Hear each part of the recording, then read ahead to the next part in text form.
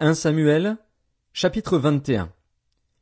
David se rendit à Nob, vers le sacrificateur Achimélec, qui accourut effrayé au-devant de lui et lui dit, « Pourquoi es-tu seul, et n'y a-t-il personne avec toi ?»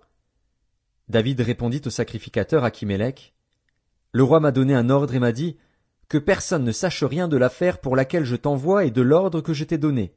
J'ai fixé un rendez-vous à mes gens. Maintenant, qu'as-tu sous la main?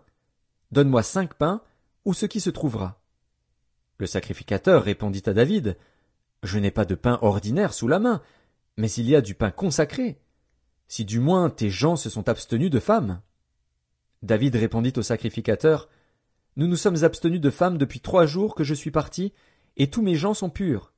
D'ailleurs, si c'est là un acte profane, il sera certainement aujourd'hui sanctifié par celui qui en sera l'instrument. » Alors le sacrificateur lui donna du pain consacré, car il n'y avait là d'autre pain que du pain de proposition qu'on avait ôté de devant l'Éternel pour le remplacer par du pain chaud au moment où on l'avait pris.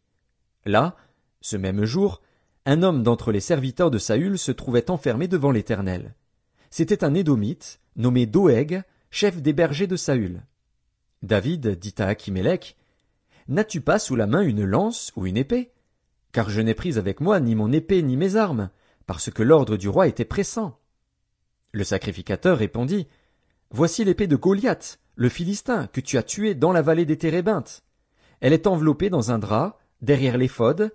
Si tu veux la prendre, prends-la, car il n'y en a pas d'autre ici. » Et David dit, « Il n'y en a point de pareille, donne-la-moi. » David se leva et s'enfuit le même jour loin de Saül. Il arriva chez Achish, roi de Gath. Les serviteurs d'Achish lui dirent, « N'est-ce pas là David, roi du pays? N'est-ce pas celui pour qui l'on chantait en dansant? Saül a frappé ses 1000 et David ses 10 000. » David prit à cœur ces paroles, et il eut une grande crainte d'Achish, roi de Gath. Il se montra comme fou à leurs yeux, et fit devant eux des extravagances. Il faisait des marques sur les battants des portes, et il laissait couler sa salive sur sa barbe.